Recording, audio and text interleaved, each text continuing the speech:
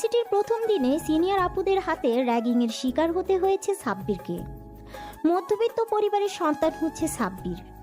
লেখাপড়ায় অনেক ভালো, তাই টপ রেজাল্ট করে ঢাকা বিশ্ববিদ্যালয়ে চান্স পেয়েছে। দেখতে মাশাল্লাহ পুরো চকলেট বয়। উজ্জ্বল ফর্সা গায়ের রং, যে কোনো মেয়ে প্রথম দেখাতে ক্রাশ খেয়ে যাবে। এবার গল্পে ফেরা যাক। এই ছেলে সিনিয়রদের কিভাবে সম্মান করতে হয় জানো না? দেখতে তো পুরোই হাবাগোবা, মনে হচ্ছে ভাজা মাছটাও উল্টে খেতে জানে না। ভার্সিটিতে প্রথম দিনে সেই সিনিয়রদের সাথে বেয়াদবি করলি?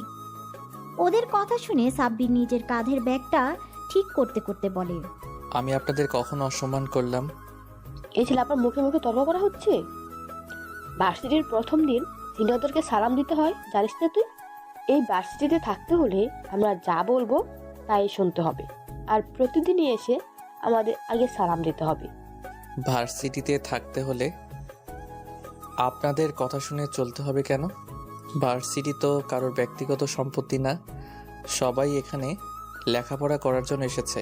এখানে সবার সমান অধিকার আছে। তাহলে আমি আপনাদের কথা শুনে চলবো কেন? সাব্বিরের কথা শুনে বৃষ্টি ওদের টিমের লিডার মারিয়াকে বলল, দেখেছিস মারিয়া, এই ছেলের কত সাহস, তোর সামনে বেয়াদবি করছে, আর তুই কিছু না বলে চুপ করে আছিস। এই ছেলেকে শাস্তি দিতে হবে। মারিয়া তার হিমিকা, অসম্ভব সুন্দর একটা মেয়ে, পুরো ভার্সিটির ক্রাশ গার্ল। উজ্জ্বল ফর্সা গায়ের রং, বড়লোক বাপের বড় মেয়ে, কিন্তু প্রচণ্ড পরিমাণে বদমেজাজি, তবে মনের দিক থেকে অনেক ভালো। মারিয়া এতক্ষণ বসে বসে বাদাম খাচ্ছিল। বৃষ্টির কথা শুনে হাত জেরে উঠে দাঁড়ায় আর বলে, এই ছেলে, তুই জানিস তুই কার সাথে কথা বলছিস? কার সাথে কথা বলছি সেটা তো জানি না, তবে এইটুকু বুঝতে পারছি কোনো বড়লোক বাবার বিগড়ে যাওয়া মেয়ের সাথে কথা বলছি। সাব্বিরের কথায় মারিয়া বেশ রেগে যায় আর রেগে গিয়ে বলে, তোর এত বড় সাহস, তুই আমাকে অপমান করিস? তুই জানিস আমার বাবা এই ভার্সিটির প্রিন্সিপাল। আমি চাইলেই তোকে ভার্সিটি থেকে বের করে দিতে পারি। দেখেন আপু, আমি নিজের যোগ্যতায় এই ভার্সিটিতে এসেছি, কোনো ক্ষমতার জোরে বা ঘুষ দিয়ে নয়। যোগ্যতা থাকলে যে কোনো ভার্সিটিতেই আমি চান্স পাবো। আপনি যেটা বলছেন ওটা আপনার ক্ষমতার অহংকার। এভাবে নিজের ক্ষমতাটাকে অপব্যবহার না করে সেটাকে কোনো ভালো কাজে লাগান। এমন অনেক স্টুডেন্ট আছে যারা জীবনে অনেক কিছু করতে চায়, শুধু সামর্থ্যের অভাবে করতে পারে না। আপনার যদি এতই ক্ষমতা থাকে তাহলে সেই সমস্ত স্টুডেন্টদেরকে ভার্সিটিতে অ্যাডমিশন করিয়ে দিন। আমাদের মতো কিছু মধ্যবিত্ত ছেলেদের ভবিষ্যৎ এমন করে রাগের বশে নিজেদের খেয়াল খুশির জন্য নষ্ট না করে ওই সমস্ত গরিব পরিবারের ছেলেগুলোকে সাহায্য করুন। সাব্বিরের কথায় মারিয়া মুগ্ধ হয়ে ওর দিকে তাকিয়ে রইল। ছেলেটার কথাগুলো শুনে মারিয়া রাগ কখন যে পানি হয়ে গেছে সেটা নিজেও টের পায়নি।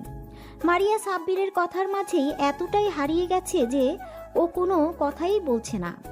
মারিয়া কিছু বলছে না দেখে পাশ থেকে মারিয়ার বান্ধবী ছায়া বলল, এই ছেলে, তোর এই সমস্ত জ্ঞান তোর কাছে রাখ, তোর সাহস তো কম না। তুই আমাদের মারিয়ার মুখে মুখে কথা বলিস? তোকে তো আমি। কথাটা বলে ছায়া সাব্বিরের দিকে তেড়ে যেতে গেলে মারিয়া ছায়াকে থামিয়ে দিয়ে বলে, আমি কি করব না করব সেটা অবশ্যই তোর কাছ থেকে জানতে হবে না? সরি আপু, আমি যদি কোনো ভুল বলে থাকি তাহলে আমাকে ক্ষমা করে দেবেন। সাব্বিরের কথা শুনে মারিয়ার বান্ধবীগুলো সব হাসতে থাকে। মারিয়া ওদেরকে থামিয়ে দিয়ে বলে, তোর ভুলের জন্য এখন একটাই শাস্তি, তোকে আমাদের এই 5 জনের সমস্ত অ্যাসাইনমেন্ট করে দিতে হবে। কিন্তু আপু, আমি কেন আপনাদের অ্যাসাইনমেন্ট করতে যাব? আমি আপনাদের অ্যাসাইনমেন্ট কিভাবে করব? এটা কিভাবে সম্ভব? এটা তো অন্যায়। আপনারা শুধু শুধু আমার উপরে অত্যাচার করছেন। তুই যদি আমাদের অ্যাসাইনমেন্ট না করে দিস তাহলে তোকে এই ভার্সিটি থেকে রাস্ট্রিকেট করিয়ে দিব। কিভাবে করবি সেটা তোর ব্যাপার। সম্ভব অসম্ভব এই প্রশ্নই আসে না, এটা তোর শাস্তি। আমরা কোনো অত্যাচার করিনি, তুই যে আমাদের সাথে এতক্ষণ বেয়াদবি করলি সেই ভুলের শাস্তি এটা। আর তোর সময়সীমা মাত্র 24 ঘন্টা। 24 ঘন্টার মধ্যে তোকে সমস্ত অ্যাসাইনমেন্ট কমপ্লিট করে ঠিক এই সময়ে কালকে আমাদের দিতে হবে। মারিয়ার কথাগুলো শেষ হলে ওর বান্ধবী বৃষ্টি অ্যাসাইনমেন্টের পেপারগুলো নিয়ে সাব্বিরের হাতে দেয়। তারপর ওরা চলে যায়। সাব্বির কি করবে বুঝে উঠতে পারছে না। মাত্র 24 ঘন্টার মধ্যে 5 জনের অ্যাসাইনমেন্ট ও কিভাবে কমপ্লিট করবে, তাও আবার ওর সিনিয়র ব্যাচের। যেগুলো কখনো না দেখেছে না করেছে।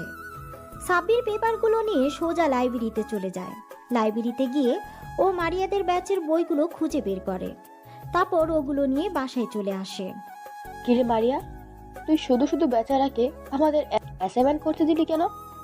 এগুলো তো আমরা আগেই কমপ্লিট করে রেখেছি, তাহলে আবার নতুন করে আমাদের অ্যাসাইনমেন্ট করতে দিলি যে? ফার্স্ট ইয়ারের স্টুডেন্ট সিনিয়র ব্যাচেলর অ্যাসাইনমেন্ট করতে দিয়েছে 24 ঘন্টার মধ্যে, তাও আবার 5 জনের অ্যাসাইনমেন্ট, যেটা করা অসম্ভব।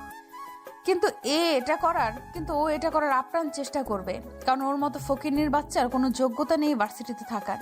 ও যদি অ্যাসাইনমেন্টগুলো না করে আসে, ওকে ভার্সিটি থেকে চলে যেতে হবে। আর এইটাই হবে আমার সাথে লাগতে আসার শাস্তি। মারিয়ার সাথে যে লাগতে আসবে তাকে শাস্তি পেতে হবে।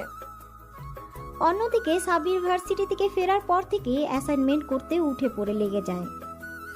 কি হলো আপু, সকালে ঘুম থেকে উঠতে লেট হলো বলে না খেয়ে ভার্সিটি চলে গেলে, আবার ভার্সিটিতে গিয়ে ক্লাস না করে চলে এলি। এসব কিছু না খেয়ে সে কখন থেকে কি সব করছিস? কি লিখছিস এগুলো তুই? একটু তো খেয়ে নে, দেখ দুপুর 12টা পার হয়ে গেছে, তুই এখনো কিছু খাসনি। এভাবে থাকলে তো তুই অসুস্থ হয়ে পড়বি। উফ আম্মু, বিরক্ত করো না তো, আমি অ্যাসাইনমেন্ট করছি, এগুলো খুব জরুরি। কাজটা শেষ করেই আমি খেতে আসছি, তুমি যাও। আচ্ছা ঠিক আছে, তাড়াতাড়ি আয়, আমি গেলাম। পরদিন ভার্সিটিতে মারিয়া ওর লেডি গ্যাং নিয়ে অপেক্ষা করছে। কি রে, ওই ছোট্ট বাচ্চাটা এখনো এলো না তো? বৃষ্টির কথায় বিরক্ত হয়ে ছায়া বলল, উফ গাধি, তোরা এই বিরক্তকর কথা বন্ধ করবি? হর্দ কথা বাচ্চা, এই বাচ্চাটা আবার কি? কেন, বাচ্চাটাকে বুঝতে পারছিস না? আরে কালকের ওই ছেলেটা যাকে আমরা অ্যাসাইনমেন্ট করতে দিয়েছি, কালকে ওর সাথে এত ঝগড়া করলি, কিন্তু নামটাই তো কেউ জিজ্ঞেস করলি না। ওর তো এখন অ্যাসাইনমেন্ট দেওয়ার কথা, কিন্তু এখনো তো এলো না। সেজন্যই বলছি বাচ্চাটা এখনো এলো না যে। হ্যাঁ, আসলেই তো বাচ্চা। ছায়ার কথাটা শেষ করার আগেই সাব্বির ওদের সামনে এসে অ্যাসাইনমেন্টগুলো এগিয়ে দিয়ে বলল, আসসালামু আলাইকুম আপুরা, এই নিন আপনাদের অ্যাসাইনমেন্ট। সাব্বিরের কথায় ওরা 5 জনে অবাক হয়ে যায় আর ছায়া বলে, এই ছেলে 24 ঘন্টার মধ্যে সিনিয়র ব্যাচের অ্যাসাইনমেন্ট করা অসম্ভব, তাহলে তুমি কিভাবে করলা? নিশ্চয়ই ভুলভাল লিখে নিয়ে এসেছো। পাশ থেকে বৃষ্টি বলল, এই কেউ অ্যাসাইনমেন্টগুলো নিয়ে দেখতো সব ঠিক আছে কিনা। ছায়া সাব্বিরের হাত থেকে অ্যাসাইনমেন্টগুলো নিয়ে দেখতে লাগলো। কিছুক্ষণ বেশ ভালোভাবে দেখে বুঝতে পারলো সব একদম ঠিক আছে। তখন ছায়া অবাক হয়ে মারিয়াকে বলল, মারিয়া, এই তো দেখছি সব একদম ঠিক করেছি। এই ছেলে, তোমার নাম কি? জি, আজমাইন হোসেন সাব্বির। মারিয়া এতক্ষণ চুপ ছিল, কিন্তু সাব্বিরের নাম শুনে অবাক হয়ে যায়। তারপর ওকে প্রশ্ন করে, আজমাইন হোসেন সাব্বির মানে? হ্যাঁ আপু, এটাই আমার বাবা মায়ের দেওয়া নাম। আচ্ছা, তোকে কি সবাই টিউশনি সাব্বির ডাকতো? না মানে তুই কি আগে অনেকগুলো টিউশনি করাতি? হ্যাঁ, আমি টিউশনি পড়াতাম, কিন্তু আপনি কিভাবে জানলেন? সাব্বিরের কথা শুনে মারিয়া একটা তাচ্ছিলের হাসি দিয়ে বলে, আমি নীলার বড় আপু। মারিয়া কথাটা বলেই সেখান থেকে চলে যায়। আর সাব্বির মারিয়ার চলে যাওয়ার দিকে অবাক চোখে তাকিয়ে রইল। ও বিশ্বাসই করতে পারছে না যে মারিয়া নীলার বড় আপু। আজ এতগুলো দিন পর এক্স গার্লফ্রেন্ডের নাম শুনে সাব্বির কি বলবে, ওর কি রিয়াকশন করা দরকার সেটাও জানা না। মারিয়া চলে যাওয়ার দিকে ওর বান্ধবীগুলো ওকে ডাকতে ডাকতে চলে যায়। সাব্বির কিছুক্ষণ সেখানে দাঁড়িয়ে থেকে ওদের চলে যাওয়ার দিকে তাকিয়ে থেকে নিজের ক্লাসে চলে যায়। সাব্বিরের ক্লাসে মনোযোগ দিতে পারছে না, বারবার কিছুক্ষণ আগের ঘটনা মাথায় ঘুরপাক খাচ্ছে। মারিয়া নীলার বড় আপু, কিছু একটা ভেবে দীর্ঘশ্বাস ফেলে সাব্বির সেদিনকার মতো কোনো মতে ক্লাস করে সাব্বির বাসায় চলে যায়। দেখতে দেখতে বেশ কয়েকটা দিন কেটে যায়। এই কয়েকদিন সাব্বির আর মারিয়াদের সামনে যায়নি। তারপর হঠাৎ একদিন ভার্সিটিতে কিছু ছেলে মিলে একটা মেয়েকে ডিস্টার্ব করছিল। সবাই সেখানে নীরব দর্শকের মতো দাঁড়িয়ে বিষয়টা দেখছিল, কেউ কোনো প্রতিবাদ করছে না। হঠাৎ ছেলেগুলোর মধ্যে একটা ছেলে মেয়েটার ওড়না নিয়ে নেয়। দূর থেকে বিষয়টা সাব্বির লক্ষ্য করতেই রাগে ওর মাথাটা ফেটে যায়। সাব্বির ঝড়ের গতিতে ছেলেগুলোর সামনে গিয়ে ওড়না হাতে থাকা ছেলেটার বুকে একটা লাথি মেরে হাত থেকে ওড়নাটা নিয়ে মেয়েটাকে গড়িয়ে দেয়। বাকি ছেলেগুলো একসাথে সাব্বিরের দিকে তেড়ে আসে ওকে মারতে। উপায় না পেয়ে সাব্বির ওদের সাথে মারপিট করতে থাকে, কিন্তু সাব্বির একা অতগুলো ছেলের সাথে পেরে উঠছিল না। হঠাৎ কোনো একটা ছেলে চাকু নিয়ে সাব্বিরের দিকে তেড়ে আসে, তারপর আর কিছু বোঝা ওঠার আগেই সাব্বিরের পেটে ঢুকিয়ে দেয়। এমন একটা দৃশ্য দেখে চারপাশটা স্তব্ধ হয়ে যায়। ভার্সিটিতে গন্ডগোল দেখে অনেক আগেই প্রিন্সিপাল পুলিশকে ফোন দিয়েছিল। সাব্বিরকে চাকু মারার পর পুলিশের গাড়ি ভার্সিটির মধ্যে ঢুকে পড়ে। তারপর ভিড় ঠেলে ছেলেগুলো পালিয়ে যাওয়ার আগেই ওদের ধরে ফেলে। সাব্বির পেটে হাত দিয়ে মাটিতে লুটিয়ে পড়ে। ক্ষত স্থান অঝরে রক্ত পড়ছে। সাব্বির পড়ে যেতে কোথা থেকে যেন মারিয়া ছুটে আসে। সাব্বির বলে চিৎকার দিয়ে দৌড়ে ওর কাছে চলে আসে। ততক্ষণে সাব্বির তীব্র যন্ত্রণায় কাতরাচ্ছে। মারিয়া গিয়ে ওর মাথাটা নিজের কোলের উপরে নিয়ে কান্না করে দেয় আর বলে, সাব্বির, এই সাব্বির, কিচ্ছু হবে না তোমার। প্লিজ কেউ আমাকে একটু হেল্প করেন, ওকে হসপিটালে নিয়ে যেতে হবে। প্লিজ কেউ একটু অ্যাম্বুলেন্স ডাকো। কথাগুলো বলতে বলতে ভার্সিটিতে অ্যাম্বুলেন্স ঢুকে পড়ে।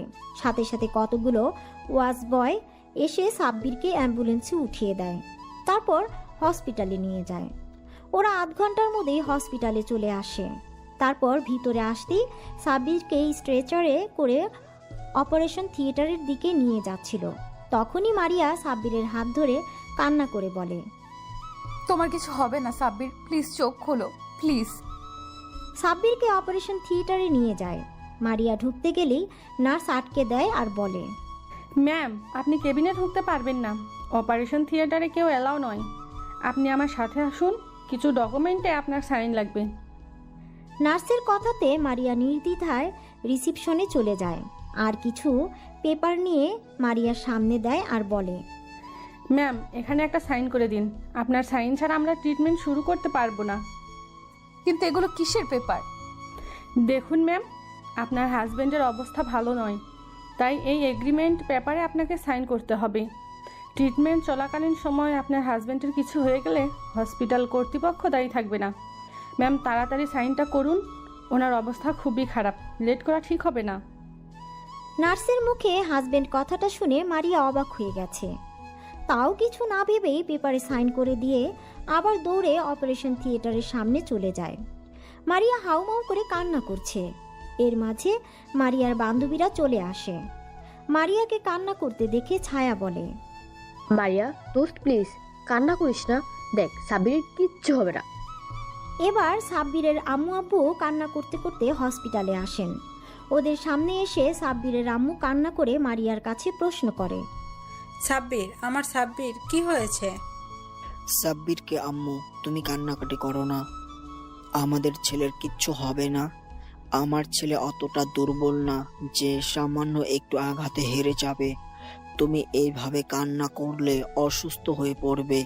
পরে তোমার ছেলে যদি দেখে তার জন্য কান্নাকাটি করে তুমি অসুস্থ হয়ে পড়েছ, তাহলে ছেলেটা অনেক কষ্ট পাবে। তুমি কান্নাকাটি বন্ধ করো।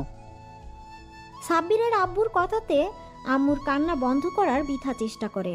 আম্মু এতক্ষণ মারিয়াকে খেয়াল করেনি।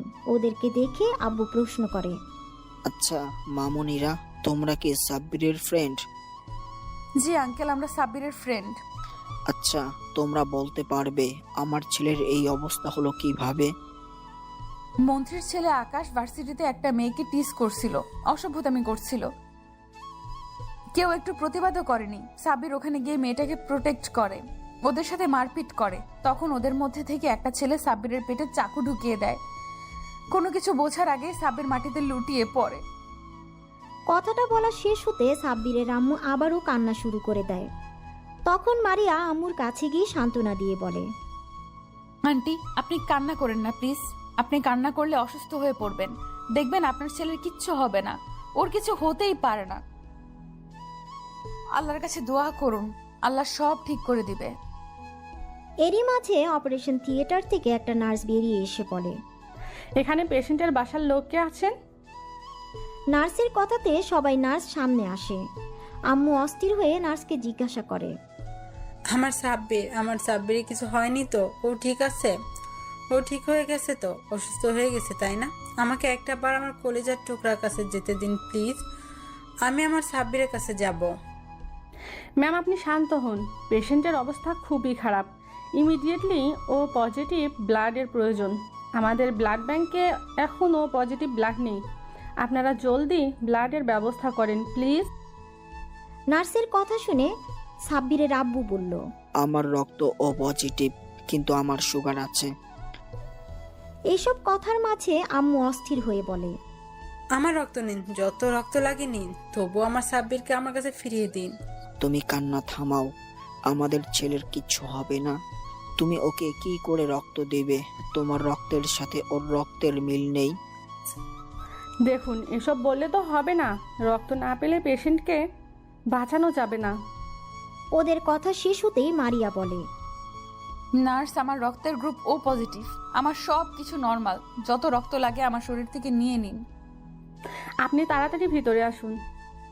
নার্স মারিয়াকে নিয়ে ভিতরে চলে যায়। শরীর থেকে 2 ব্যাগ রক্ত নেওয়া হয়। রক্ত দেওয়ার শেষে মারিয়া দাঁড়ানোর চেষ্টা করলে মাথা ঘুরে পড়ে যেতে নেয়। তখন নার্স ওকে ধরে শুয়ে দিয়ে বলে, আরে আরে আপনি উঠছেন কেন? শুয়ে কিছুক্ষণ রেস্ট নিন। নার্স বেরিয়ে গেলে সাব্বিরের আব্বু আম্মু মারিয়ার কেবিনে ঢুকে। আম্মু মারিয়ার সামনে বসে ওর একটা দুহাত হাতের মুঠোয় নিয়ে বলে, তুমি আজকে আমার ছেলের জন্য যা করলে এই ঋণ আমি কখনো শোধ করতে পারবো না মা। ছি ছি, আন্টি কি বলছেন এগুলো? এটা আমার কর্তব্য, এইভাবে বলবেন না। তোমার জন্য আজকে আমি আমার ছেলেকে ফিরে পেয়েছি। তোমার এই ঋণ আমি কিভাবে যে শোধ করব? এই মা, আন্টি কি বলছেন এগুলো? আমার কিচ্ছুর প্রয়োজন নেই। সাব্বির এখন সুস্থ আছে, তাতেই আমি খুশি। তুমি অনেক লক্ষ্যে একটা মেয়ে। তোমার কখনো যদি মনে হয় এই মায়ের থেকে কোনো কিছুর প্রয়োজন, তাহলে তুমি আমাকে অবশ্যই বলবে। আচ্ছা আন্টি। ওদের কথা শেষ হতে সাব্বিরের আব্বু মারিয়ার মাথার উপর হাত রেখে বলে, দোয়া করি মা, তুমি অনেক সুখী হও। আব্বুর কথায় মারিয়া মুচকি একটা হাসি দেয়। ওরা আরও কিছুক্ষণ কথা বলে। এর মাঝে নার্স এসে বলে সাব্বিরের জ্ঞান ফিরেছে। কথাটা শোনার সাথে সাথে মারিয়া ছুটে কেবিন থেকে বেরিয়ে সাব্বিরের কেবিনে চলে যায়। মারিয়ার এভাবে ছুটে যাওয়া দেখে সাব্বিরের আব্বু আম্মু অবাক হয়ে তাকিয়ে থাকে, কিন্তু বিষয়টা নিয়ে খুব একটা ভাবে না। তারপর ওরা সবাই সাব্বিরের কেবিনে গিয়ে দেখে ও মিটমিট করে তাকাচ্ছে।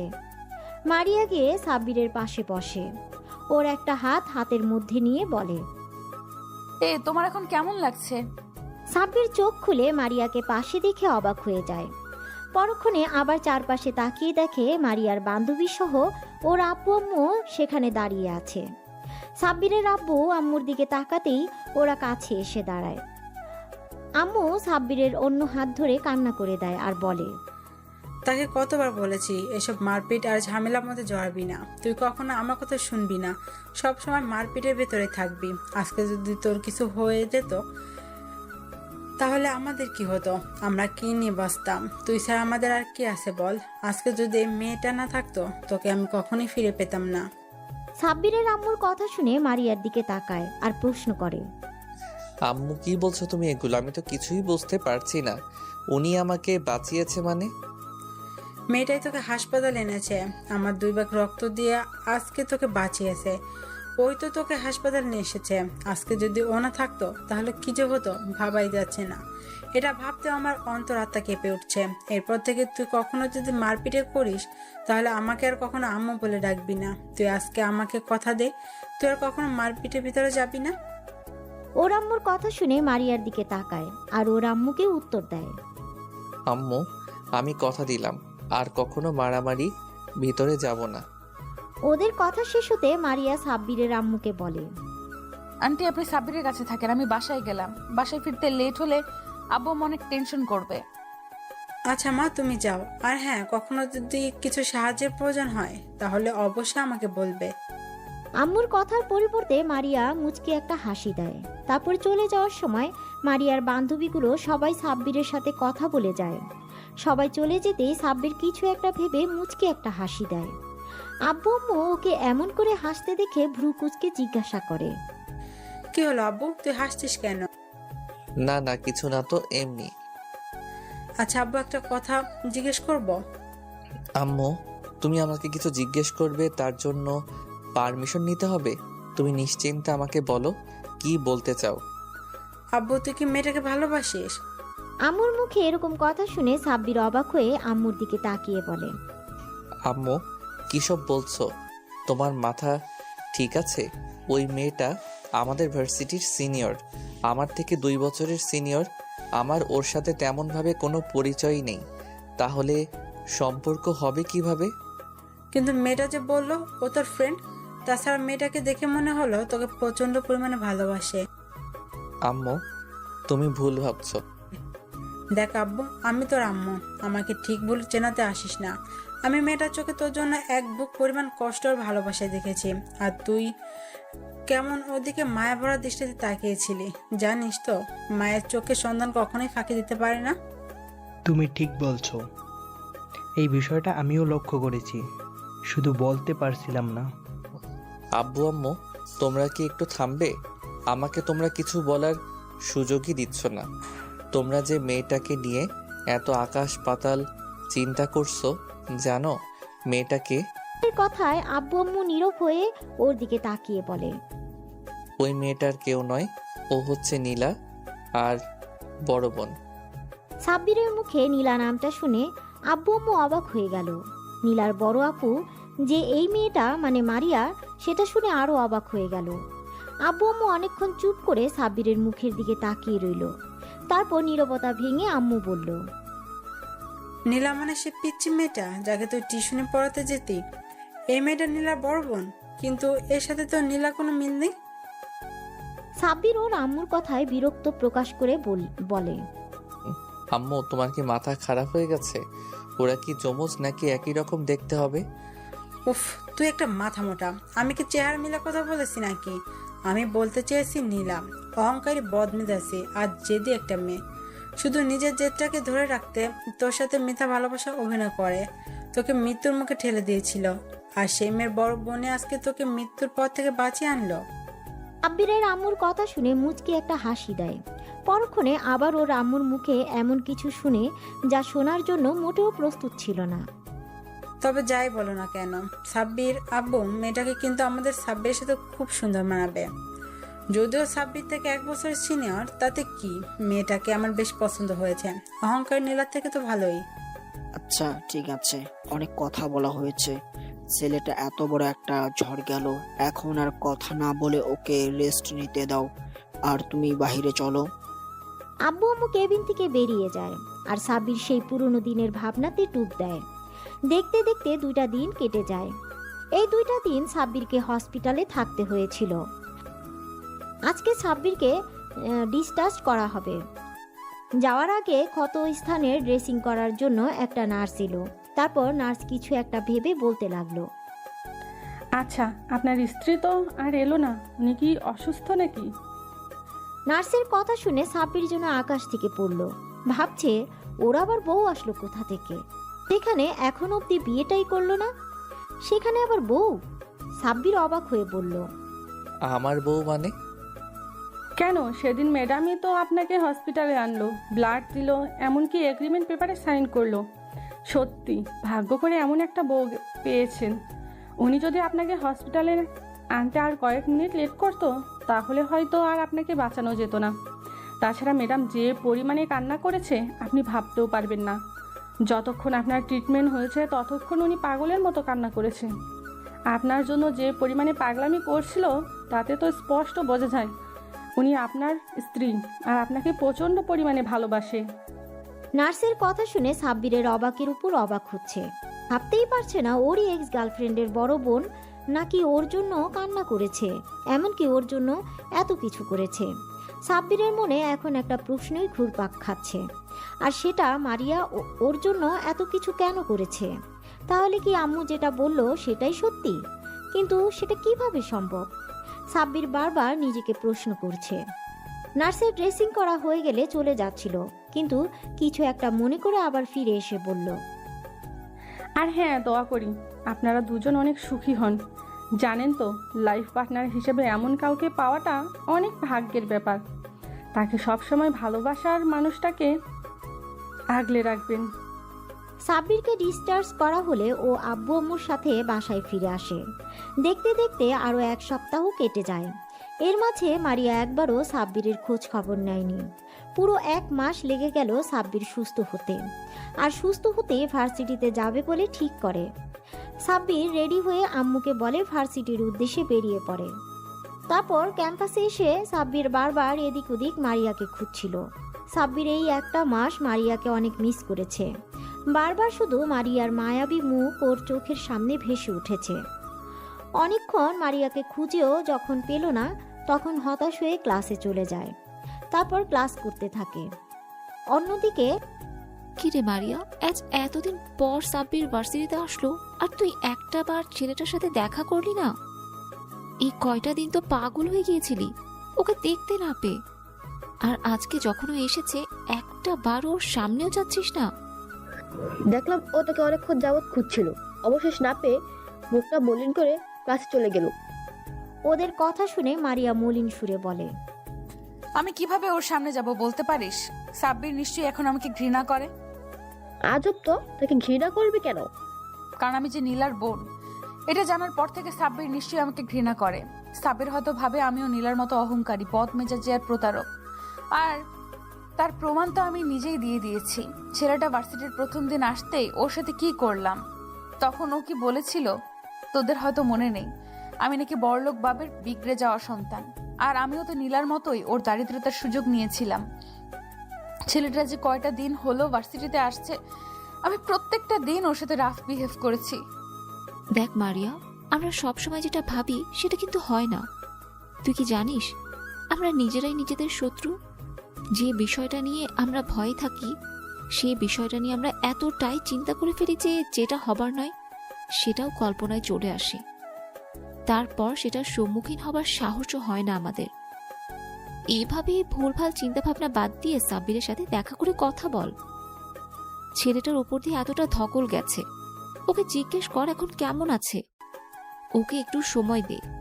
আর তোর জন্য যদি ওর মনে কোনো নেগেটিভ চিন্তাভাবনা থাকে তাহলে সেটা দূর করার চেষ্টা কর। ভার্সিটিতে এসেই ও প্রথমে তোকে খুঁজছিল, আর তুই ওকে এড়িয়ে যেতে চাইছিস। বৃষ্টির কথাগুলো মারিয়া মনোযোগ দিয়ে শুনল। তারপর নিজের মনকে প্রশ্ন করল, বৃষ্টি ঠিকই বলছে, আমার একবার সাব্বিরের সামনে গিয়ে ওর সাথে কথা বলা দরকার। অন্যদিকে সাব্বিরের ক্লাসগুলো শেষ হলে ও ক্যান্টিনের দিকে যাচ্ছিল। তখনই বৃষ্টি আর ছায়া এসে ওর সামনে দাঁড়ায় আর বলে, এই শোন মারিয়া, তোকে ভার্সিটির পেছন দিকে লেকের পাড়ে যেতে বলেছে। মারিয়া নামটা শুনে সাব্বিরের মুখে হাসির রেখা ফুটে ওঠে। তখন ও বলে, মারিয়া আপু আমাকে ডেকেছে, কিছু বলবে আমাকে? তোর সমস্যা কি বলতো? এত বেশি বুঝিস কেন সব বিষয়ে? তোকে না বললাম মারিয়া ডাকছে, তুই সেখানে না গিয়ে আমাদের প্রশ্ন করছিস। যে ডেকেছে তার থেকে শোন। সাব্বির আর এক মুহূর্ত সেখানে না থেকে ওখান থেকে ছুটে ভার্সিটির পেছনের দিকে লেকের পাড়ে চলে আসে। আসতেই খেয়াল করে মারিয়া একটা বেঞ্চে বসে আছে। মারিয়ার কোমর ছাড়িয়ে লম্বা চুলগুলো এলোমেলো বাতাস অবাধ্য বিচরণ করছিল। এতদিন পর মারিয়াকে দেখে সাব্বির একটা ঘোরের মধ্যে চলে যায়। ও গুটি গুটি পায়ে হেঁটে মারিয়ার পাশে গিয়ে বসে পড়ে। এতগুলো দিন পর সাব্বিরকে দেখে মারিয়ার ভেতরে অজানা শিহরণ খেলে গেল। মারিয়ার বুকের মাঝে নীল সমুদ্রের উথাল পাথাল ঢেউ বইতে শুরু করলো।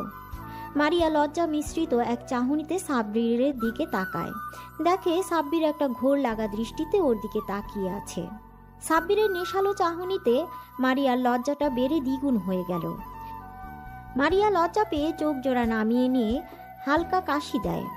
কাশির আওয়াজে সাব্বিরের ঘোর কাটে আর আমতা আমতা করে বলে, মানে না, আসলে কেমন আছেন আপু? মারিয়া লজ্জা পেলেও সাব্বিরের মুখে আপু ডাকটা কেন জানি সহ্য করতে পারল না। মারিয়া রেগে আগুন হয়ে গেল আর বলল, ওই কুত্তা, বান্দর, বিলাই, হনুমান, হাতি, গন্ডার, মাথা মোটা, খাটাস, উল্লুক, ফাল্লুক, আমি তোর কোন জন্মের আপু? এমন ভাবে আপু বলছিস যেন আমি তোর মায়ের পেটের আপু। খবরদার, আর কখনো যদি আমাকে আপু বলে ডেকেছিস তাহলে তোর খবর করে ছেড়ে দিব, কুত্তা, বলে রাখলাম। মারিয়ার আগে ফুঁসতে লাগলো। সাব্বির আবুলের মতো মারিয়ার রাগী চেহারার দিকে তাকিয়ে ভাবতে লাগলো, আপু, আপনি তো আমার 2 বছরের সিনিয়র, তাহলে আপনাকে আপু ডাকবে না তো কি ডাকবো? কি বলে ডাকবি মানে? আমার একটা সুন্দর নাম আছে, তুই জানিস না? এখন থেকে আমার নাম ধরে ডাকবি। আর কি আপনি আপনি লাগিয়ে রেখেছিস? হ্যাঁ, কিন্তু আপনি তো আমার থেকে বড়, আপনার নাম ধরে ডাকলে সবাই বিষয়টা কিভাবে নিবে? আর আপনি বলে না ডাকলে সেটা তো বেয়াদবি হয়ে যাবে। আপনি না বলেছিলেন আপনাদেরকে সম্মান দিয়ে কথা বলতে, আমি তো এখন সেটাই করছি। তাহলে এত অভিযোগ কেন? একবার বলেছি শুনতে পাসনি? আমি বলেছি মানে তুই আমার নাম ধরেই আর তুমি করেই ডাকবি। মারিয়া বলেই কিছুক্ষণ চুপ করে থেকে তারপর নিজেকে বেশ স্বাভাবিক করে শান্ত গলায় বলল। এখন কেমন আছো তুমি? মারিয়ার মুখে তুমি ডাকটা শুনে সাব্বিরের ভেতরে মৃদু বাতাস বয়ে গেল। তারপরও পড়ল। আলহামদুলিল্লাহ ভালো আছি, আপনি কেমন আছেন? সাব্বিরের মুখে আবার আপনি ডাক শুনে মারিয়া রাগী চোখে তাকিয়ে সাব্বির আমতা আমতা করে বলল। আপনাকে তুমি ডাকতে সময় তো লাগবেই। আমি সবাইকে আপনি করে ডাকতে অভ্যস্ত, তাই তুমি ডাকটা সহজে আসে না। সাব্বিরের ভয়ার্ত চেহারা দেখে মারিয়া একটু মুচকি হাসে। তখনও জিজ্ঞাসা করে। আচ্ছা, তোমাকে একটা কথা বলবো, যদি কিছু মনে না করো। কি কথা বলো? আর মনে করার কি আছে? আমি তোমার কোনো কথাতেই কিছু মনে করব না, তুমি নির্দ্বিধায় বলো। তুমি তো নীলার আপু, অথচ নীলার স্বভাবের সাথে তোমার কোনো মিল নেই। দুজনে দুই মুদ্রার উল্টো পিঠ। তুমি এতটা আলাদা কেন? এই প্রশ্নটা আমার মনে বারবার ঘুরপাক খাচ্ছে। এর জন্য তুমি এতটা ভয় পাচ্ছিলে? তবে হ্যাঁ, তুমি কথাটা ঠিক বলেছ। আমি আর নীলা দুজনেই দুই রকম। নীলার সাথে আমার কোনো মিল নেই। নীলার অতিরিক্ত অহংকার করত। ওর এই অহংকার আর জেদের জন্যই হয়তো ওকে শাস্তি পেতে হয়েছে। শাস্তি পেয়েছে মানে? কি বলছো তুমি? আমি তো কিছুই বুঝতে পারছি না। নীলা তোমার সাথে যেটা করেছে ঠিক এইরকম ভাবে আরো অনেক ছেলের সাথে এইরকম করেছে। কিন্তু ওই যে কথায় আছে না, পাপের খরা পূর্ণ হয়ে গেলে পাপের শাস্তি হবেই হবে। নীলার এমন কাজে অনেক ছেলেই ওর উপর ক্ষিপ্ত ছিল। তারপর ও যখন মন্ত্রীর ছেলে আকাশের একটা ফ্রেন্ডের সাথে ঠিক একইভাবে গেমের অভিনয় করে, তখন আকাশ অনেক ক্ষিপ্ত হয়ে যায়। এরপর একদিন নীলাকে জোর করে তাকে তুলে নিয়ে গিয়ে ধর্ষণ করে মেরে ফেলে।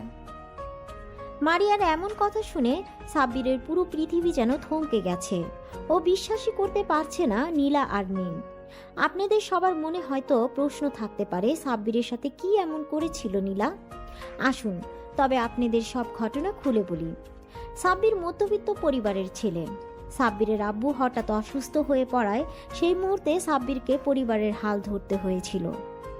নীলা ছিল সাব্বিরের প্রথম ছাত্রী। সাব্বির প্রথম থেকেই নীলাকে অনেক স্নেহ করত, কিন্তু নীলার কাছে সেগুলো বিরক্ত লাগতো। তারপরে নীলার আব্বু আম্মু সাব্বিরের প্রতি অতিরিক্ত কেয়ার আর ভালো মানসিকতা দেখে নীলা রাগে, হিংসায় আর জেদের জন্য সাব্বিরের সাথে ভালোবাসার নাটক করে।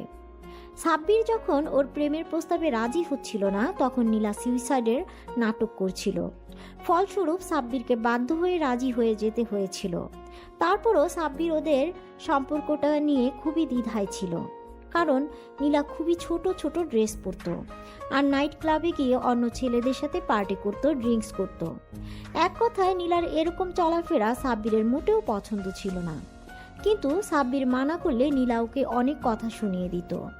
তারপর একদিন রাতে সাব্বির টিউশনি শেষ করে বাসায় ফেরার পথে দেখে একটা গাড়ির মধ্যে একটা মেয়ে আর একটা ছেলে অন্তরঙ্গ অবস্থায় আছে। সাব্বির দেখেও এড়িয়ে যাচ্ছিল। ঠিক সেই সময় গাড়ির ভেতর থেকে মেয়েটার খুবই বিশ্রী একটা আওয়াজ শুনতে পায়। সাব্বিরের কেন জানি ভয়েসটা খুবই চেনা চেনা লাগছিল। তখনও গাড়ির জানালার কাছে গিয়ে দেখে নীলা একটা ছেলেকে কিস করছে। এসব দেখে সাব্বিরের মাথায় যেন আকাশ ভেঙে পড়ল। সাব্বির বিশ্বাসই করতে পারছিল না যে নীলা এরকম করবে ওর সাথে। নীলা খুবই বাজেভাবে চলাফেরা করলেও এটুকু সাব্বিরের বিশ্বাস ছিল যে ও কখনো এমন কাজ করতে পারে না। কিন্তু সেদিন ওকে এরকম অবস্থায় দেখে সাব্বিরের বলার ভাষা হারিয়ে ফেলেছিল। তারপর সাব্বির গাড়ির দরজায় টোকা দিতেই নীলা ছেলেটাকে ছেড়ে দিয়ে গাড়ির জানালা নামিয়ে দেখে সাব্বির দাঁড়িয়ে আছে। নীলা ড্রিঙ্কস করে পুরো মাতাল হয়ে আছে, ওর কোনো হুঁশই নেই। ও কি করছে জানে না। সাব্বিরকে দেখে নীলা মাতাল অবস্থায় বলে, এই ফকিন্নির বাচ্চা, ছোট লোকের বাচ্চা, তুই এখানে কি করছিস? চলে যা এখান থেকে। আমি আমার বেবির সাথে রোম্যান্স করছি, দেখতে পাচ্ছিস না? ছোট লোকের বাচ্চা। নীলার মুখে এমন কথা শুনে আর চোখের সামনে এসব দৃশ্য দেখে সাব্বির আর নিজেকে কন্ট্রোল করতে পারে না। সাব্বিরের চোখ দিয়ে দু ফোঁটা পানি গড়িয়ে পড়ে। সাব্বিরের চোখের কোণে জমে থাকা পানিটা মুছে নিয়ে চলে যায় আর নীলা ওকে বকা দিতে থাকে। ওই ঘটনার পর বেশ কয়েকটা দিন কেটে যায়। সাব্বির আর নীলার সাথে দেখা করেনি আর ওকে টিউশনিও পড়াতে যায়নি। সাব্বির যোগাযোগ করছে না দেখে নীলার মধ্যে কোনো চিন্তা ভাবনা নেই। নীলার আম্মু প্রতিদিনই সাব্বিরের খোঁজ করে সাব্বির কেন টিউশনি করাতে আসছে না। নীলার আম্মু সাব্বিরকে ফোন দিয়ে টিউশনি পড়াতে অনেক রিকোয়েস্ট করে। আর সেই মুহূর্তে সাব্বিরের টাকার প্রয়োজন ছিল আব্বু ট্রিটমেন্টের জন্য। সাব্বির বাধ্য হয়ে নীলাদের বাসায় যায়। সাব্বির নীলার আম্মুর সাথে বেশ কিছুক্ষণ কুশল বিনিময় করে নীলাকে পড়ানোর জন্য ওর রুমে যায়। নীলার রুমে আসতেই ও ভদ্র মেয়ের মতো পড়তে বসে। পড়া শেষ হতেই যখনই সাব্বির চলে আসতে যাবে তখনই নীলা পেছন থেকে সাব্বিরের হাত ধরে বলে, কি হলো, তুমি চলে যাচ্ছ কেন? আর তুমি এই কদিন আমার সাথে কথা বলনি কেন? আমার খোঁজও নেওনি কেন বেবি? নীলার মুখে এই সমস্ত কথা শুনে সাব্বির তাচ্ছিলের একটা হাসি দিয়ে বলে, আমি বামন হয়ে চাঁদ ধরতে পারি না, তাই এই সম্পর্কটা আমার পক্ষে রাখা সম্ভব না। তাছাড়া তোমার তো প্রেমিকের অভাব নেই। তোমার শরীরের খিদে মেটানোর জন্য অনেকেই আছে, সেটা আমি সেদিন নিজের চোখেই দেখেছি। সেদিন গাড়িতে থাকো, আর কোনো কথা বলতে চাই না। ভালো থাকবে তুমি। সাব্বিরের এরকম কথা শুনে নীলা বুঝতে পারে ওর সবটা সাব্বির জেনে গেছে। তারপরও নীলার রাগ হচ্ছে, ওর মতো 2 টাকার একটা ফকিন্নির বাচ্চা ওকে তেজ দেখিয়ে কথা বলছে, ওকে রিকোয়েস্ট করছে। বিষয়টা নীলা কিছুতেই মেনে নিতে পারেনি, তাই বলতে লাগলো, এই তোর এত বড় সাহস, তুই এই নীলাকে রিজেক্ট করছিস? এরপর যেটা হবে এর জন্য তুই দায়ী থাকবি। নীলার কথা শুনে সাব্বির বলে, আপনি তো আমার অনেক বড় উপকার করেছেন।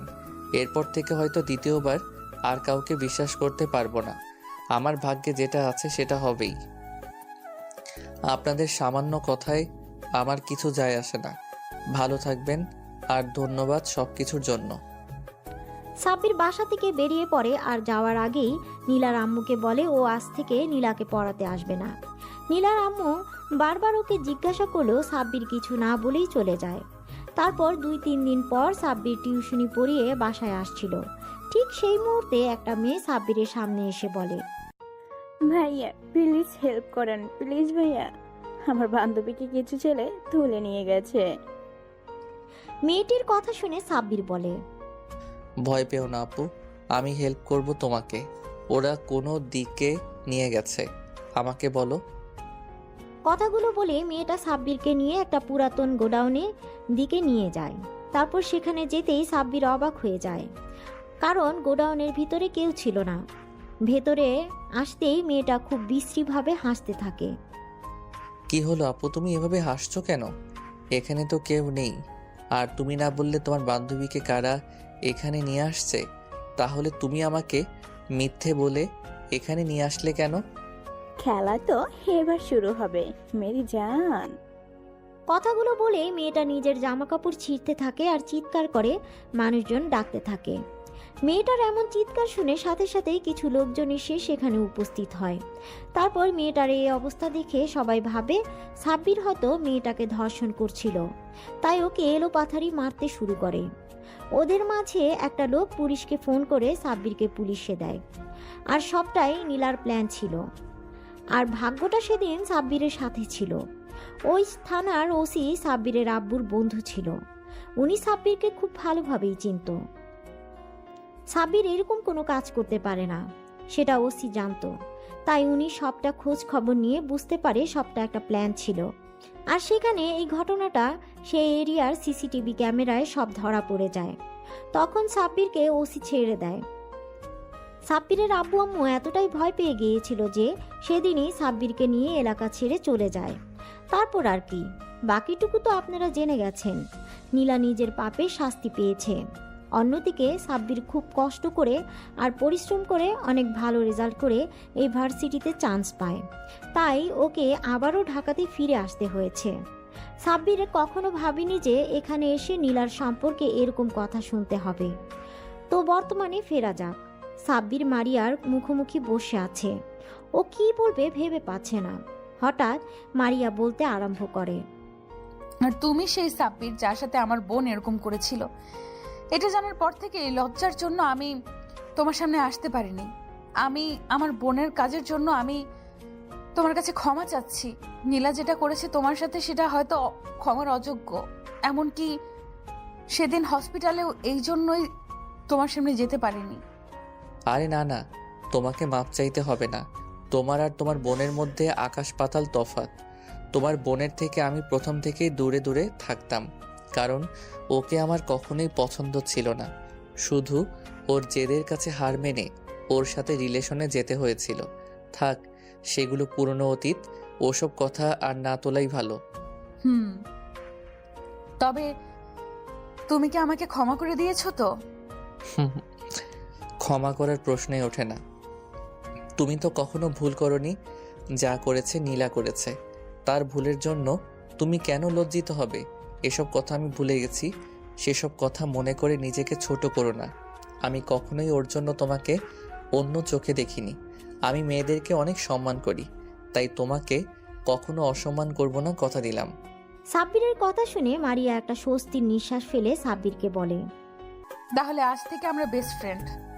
সাব্বির একবার মারিয়ার দিকে তাকাচ্ছে, একবার মারিয়ার হাতের দিকে, তারপর মুচকে একটা হাসি দিয়ে মারিয়ার হাতের সাথে হাত মিলিয়ে বলে, ওকে বেস্ট ফ্রেন্ডস।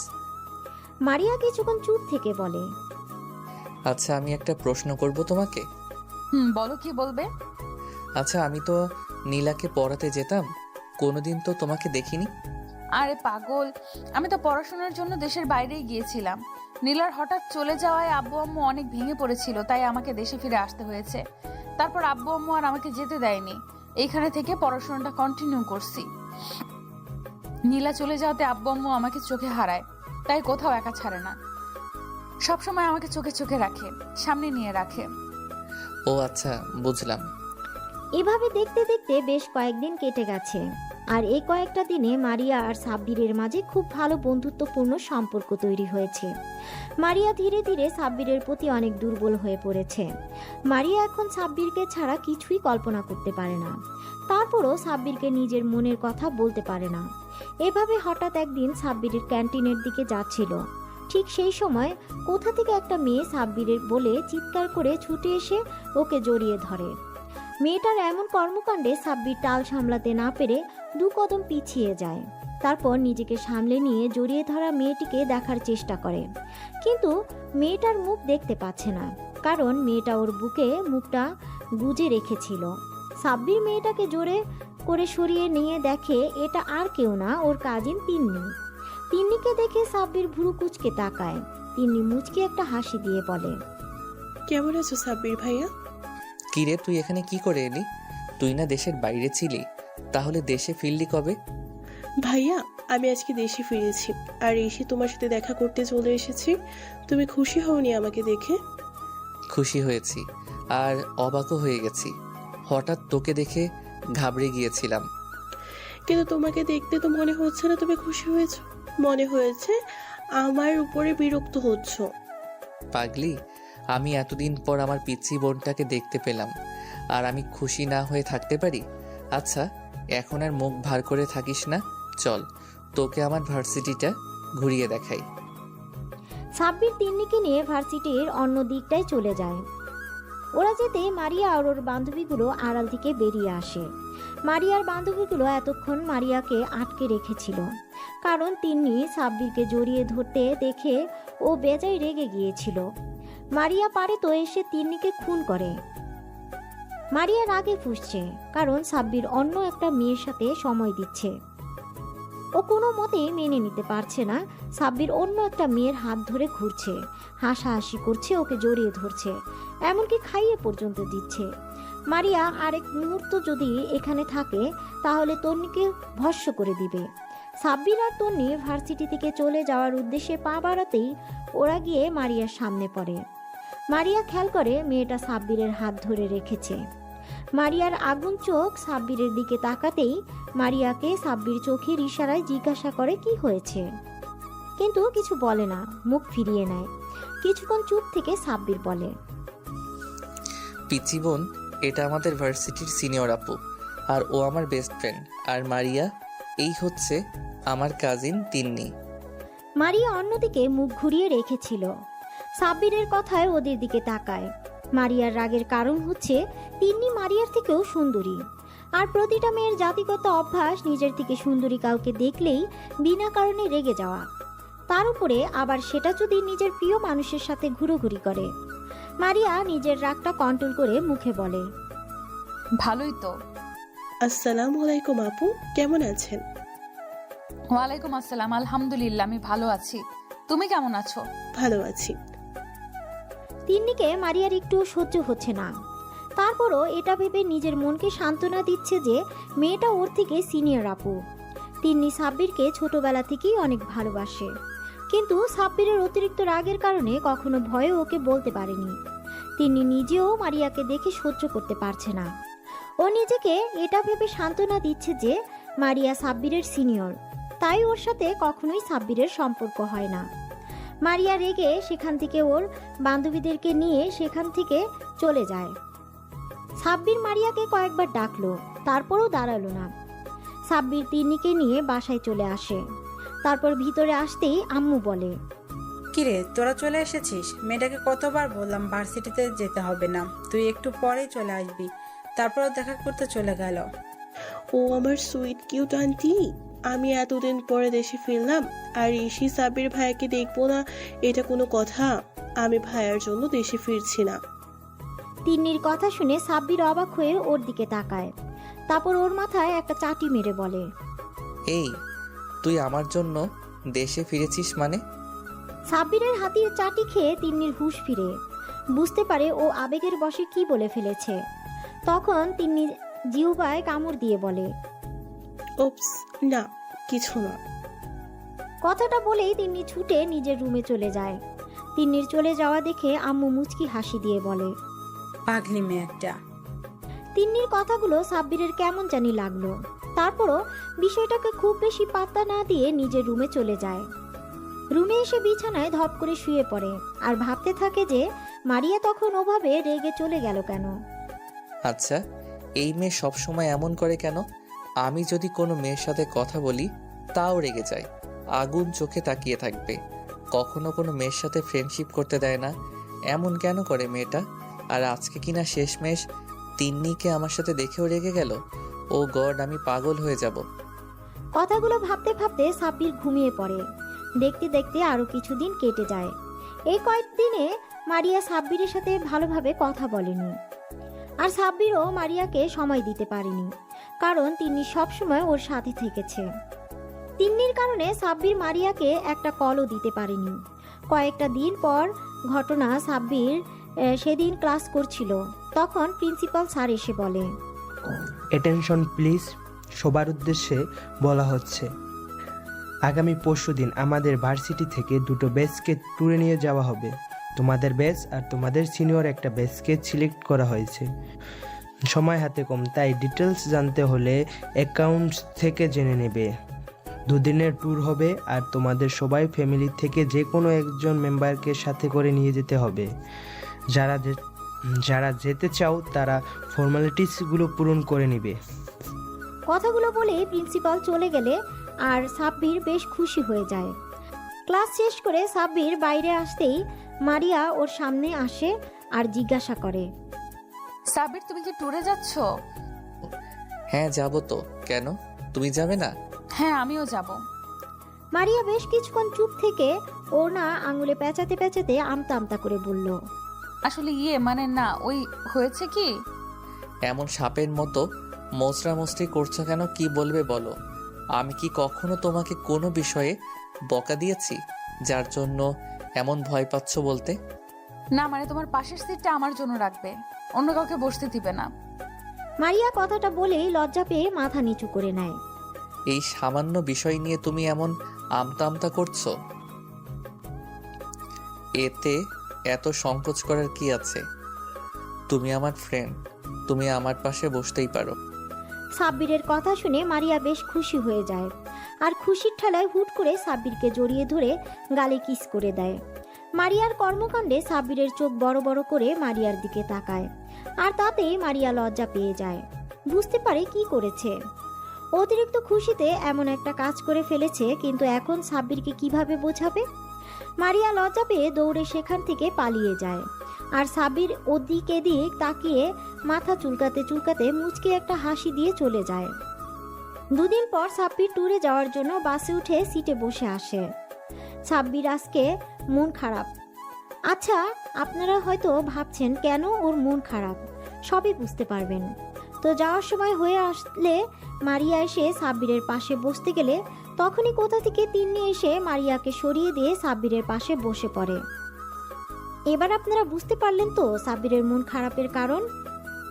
মারিয়ার অনেক কষ্ট হচ্ছে সাব্বিরের পাশে তিন্নিকে দেখে, তারপরও মারিয়ার কিছু বলে না।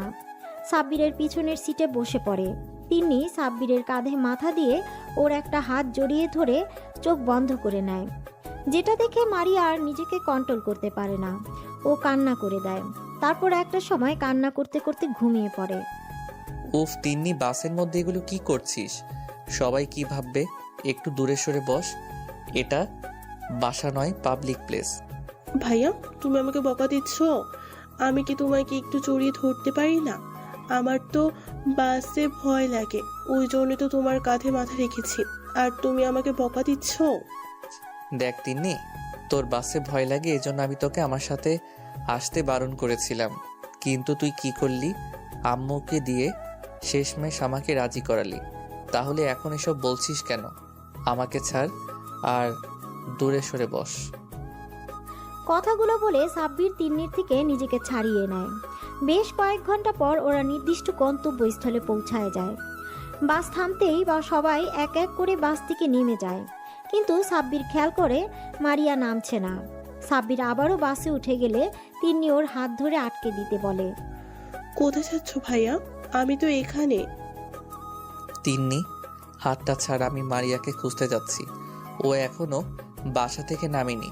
আমার হাতটা ছাড়, আমি ওকে নিয়ে আসি। কেন? তোমার ওকে আনতে যেতে হবে কেন? ও কি একা একা আসতে পারে না নাকি? উনি কি আনন্দ? কোনো বাচ্চা আসতে পারবে না? ও বাসা থেকে নামলো কি নামলো না তাতে তোমার কি? সব সময় তোমাকে কেন যেতে হবে? তোমাকে আমি কোথাও যেতে দিব না।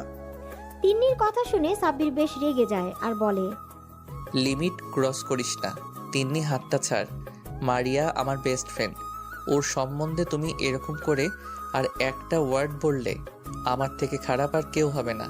তুই আমার বোন আর ও আমার বেস্ট ফ্রেন্ড, তাই তুই তোর লিমিটের মধ্যে থাক।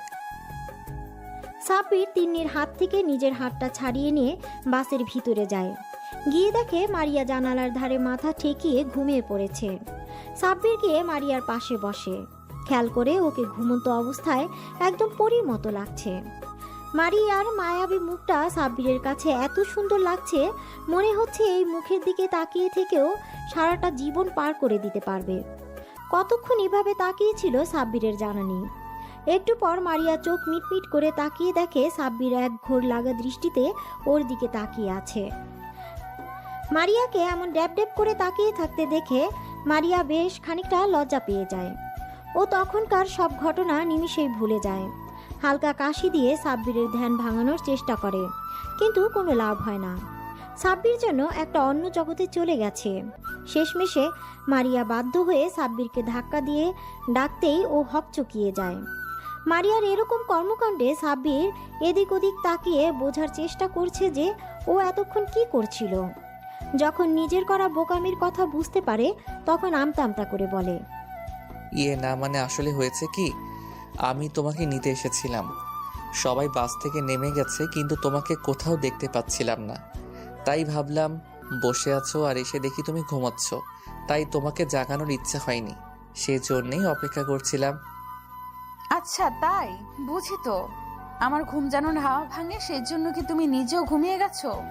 আমি কখন থেকে তোমাকে ডাকছি আর তুমি অন্য জগতে চলে গেছো? মারিয়ার কথা শুনে সাব্বির মাথা চুলকাতে চুলকাতে বলে, না ওই আর কি একটু একটু। সাব্বিরের কথাতে মারিয়া আবারও একটা ভুল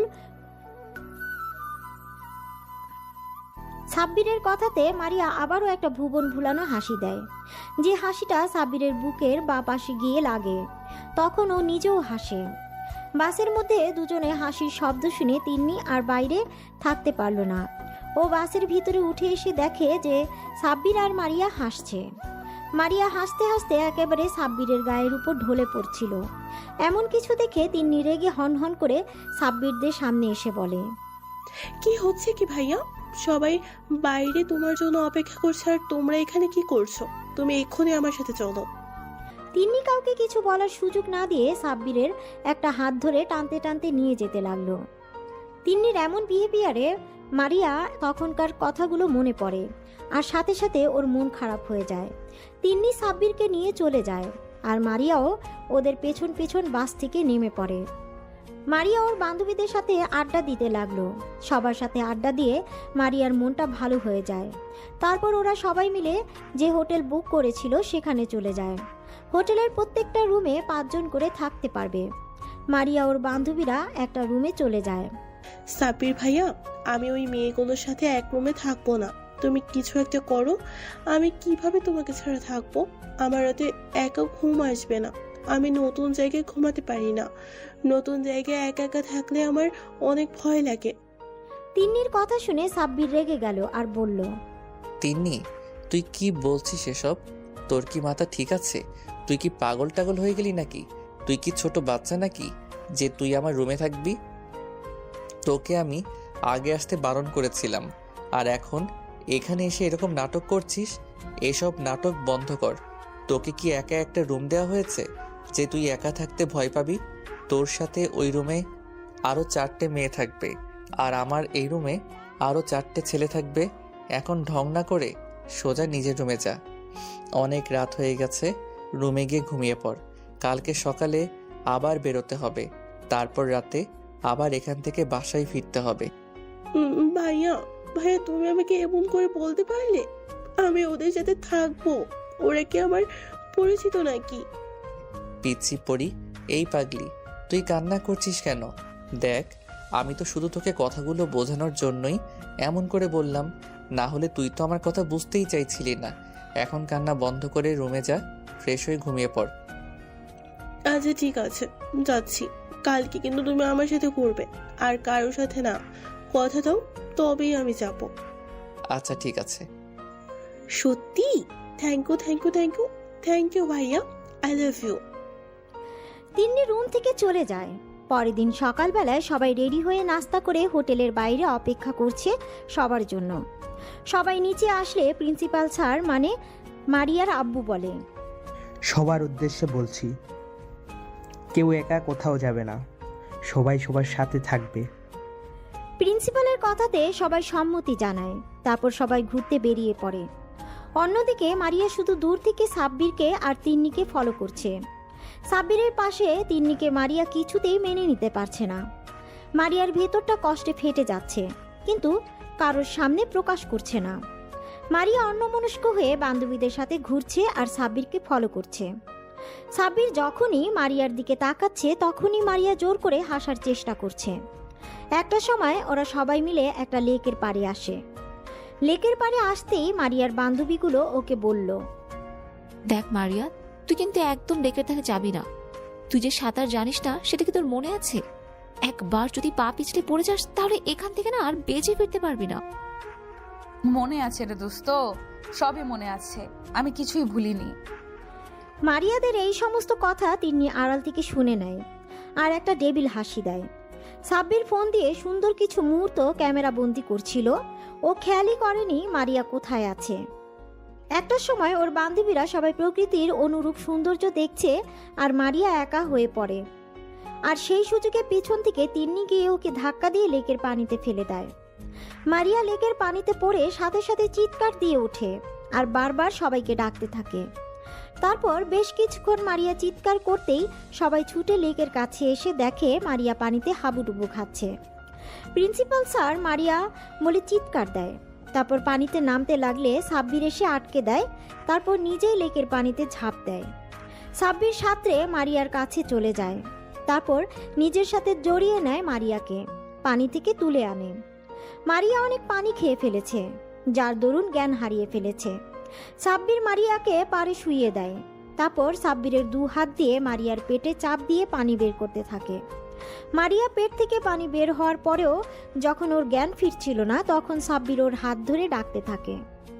মারিয়া পাখি, এই মারিয়া পাখি, প্লিজ চোখ খোলে, একটু কথা বলো পাগলি আমার সাথে।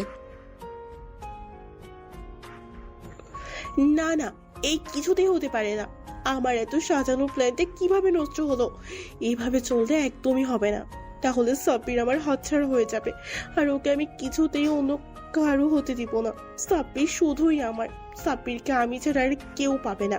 সাব্বিরের দিকে যদি অন্য কেউ তাকায়, তার চোখ আমি তুলে নিব। মারিয়া, তোর এত বড় সাহস! তুই আমার সাব্বিরকে নিজের করে পেতে চাইছিস? তোর বোনের মৃত্যুটা আমার হাতে হতো, কিন্তু ভাগ্যের খেলা, সে নিজের মৃত্যু নিজেই লিখে নিয়েছে। এখন তোর পালা। তিন্নি, তুই ভাব, তোকে বড় কিছু করতে হবে। মারিয়া, তুমি রেডি থাকো। এবার তোর সাথে যেটা হতে চলেছে সেটা তুই কল্পনাও করতে পারবি না। তিন্নিমা, আমার কি হয়েছে? এভাবে কান্না করছিস কেন? দরজাটা খোল, কি হয়েছে সেটা না বলে কিভাবে হবে? এভাবে খাওয়া দাওয়া বন্ধ করে রুমে দরজা লক করে কান্না করলে হবে? একটু দরজা খোল, বল মা কি হয়েছে? আম্মুর কথা শুনে তিন্নি রুমের ভেতর থেকে জোরে চিৎকার দিয়ে বলে, আন্টি, তুমি এখান থেকে চলে যাও। আমি কিচ্ছু খাবো না, আর রুমের দরজাও খুলবো না। এরকম করলে কেমন করে হবে? এমন জেদ ধরে থাকলে হবে? বল মা, দরজাটা একটু খোল, কি চাই বল? তোর যা চাই আমি তোকে দিব, শুধু একটা বার বল তোর কি চাই, দেখ আমি তোকে সেটাই দিব। তাও দরজা খোল মা, তুই সারাদিন কিছু খাসনি, এভাবে না খেয়ে কান্নাকাটি করলে তো অসুস্থ হয়ে পড়বি। আন্টি, আমি যা বলবো তাই শুনবে তুমি? আমি যা চাইবো সেটাই দিবে, বলো। বললাম দিব, তুই একবার দরজাটা খোল মা, তুই যা বলবি সেটাই হবে। এইভাবে বললে হবে না। তুমি কথা দাও আমি যা চাইবো তাই দিবে, তাহলে আমি দরজা খুলবো, না হলে আমি দরজা খুলবো না। আচ্ছা ঠিক আছে, আমি কথা দিলাম, তুই যা বলবি সেটাই হবে, এখন দরজাটা খোল। আম্মুর কথাতে তিন্নি ছুটে এসে দরজা খুলে দেয়। তারপর আম্মুর হাতটা ধরে এনে বেডে বসিয়ে দেয়। তিন্নির আম্মুর পায়ের কাছে বসে পড়ে। তিন্নির আম্মুর একটা হাত মাথার উপর রেখে বলে, তাহলে আমার মাথায় হাত রেখে বলো, আমি এই মুহূর্তে তোমার কাছে যেতে চাইবো, তুমি সেটাই দিবে। মায়েরা কখনো সন্তানের মাথার উপর হাত দিয়ে কসম করে না, বুঝেছিস পাগলি মেয়ে? আমি একবার বলেছিলাম তুই যেটা বলবি সেটা চাইবি, আমি সেটাই তোকে দেওয়ার চেষ্টা করব। সত্যি তো? হ্যাঁ সত্যি, এবার বল তোমার কি চাই? আন্টি, আমি তোমার ছেলের বউ হতে চাই। আমি ঈশানকে অনেক ভালোবাসি। আমি তোমার ছেলেকে ছাড়া থাকতে পারবো না। তুমি যদি আমার বিয়েটা সাব্বিরের সাথে না দাও, তাহলে আমি নিজেকে শেষ করে দিব। আমি তোমার ছেলেকে নিজের থেকেও বেশি ভালোবাসি। ওকে ছাড়া থাকার কথা কল্পনা করতে পারি না। সাব্বির আমার জান, প্রাণ, কলিজা, সবকিছু। আমার পুরো মন মস্তিষ্কে বসবাস করে পুরুষটা সাব্বির। আন্টি, আমি তোমার ছেলেকে চাই, তুমি ওকে আমার করে দাও। আম্মু তিন্নির কথা শুনে চিন্তায় পড়ে গেল। উনি কি করবে সেটা ভেবে উঠতে পারছে না। আম্মু শুধু ভাবছে সাব্বির যদি অন্য কাউকে ভালোবাসে আর তিন্নিকে যদি বিয়ে করতে রাজি না হয়, তাহলে উনি তিন্নিকে দেওয়া কথা কিভাবে রাখবে। আর মেয়েটা যেভাবে পাগলামি শুরু করে দিয়েছে, এখন যদি ওকে অন্য কিছু বলা হয়, নিশ্চয়ই উল্টাপাল্টা কিছু করে ফেলবে। আর আম্মু ওকে কথা দিয়ে ফেলেছে, উনি এখন কথা কিভাবে ফিরিয়ে নেবে। অনেক ভাবনা চিন্তা করার পর আম্মু বলে, দেখো মা, তোমার পরিস্থিতি আমি বুঝতে পেরেছি, কিন্তু এটা সাব্বির লাইফের ব্যাপার। ওর লাইফের সিদ্ধান্ত আমি কিভাবে নিব? ও যদি অন্য কাউকে ভালোবেসে থাকে তখন কি হবে? তাছাড়া সাব্বিরকে না জিজ্ঞাসা করে আমি তোমাকে এত বড় একটা সিদ্ধান্ত নেই বলো? না না, আমি কিচ্ছু জানি না। তুমি আমাকে কথা দিয়েছো, আমি যা চাইবো তুমি তাই দেবে।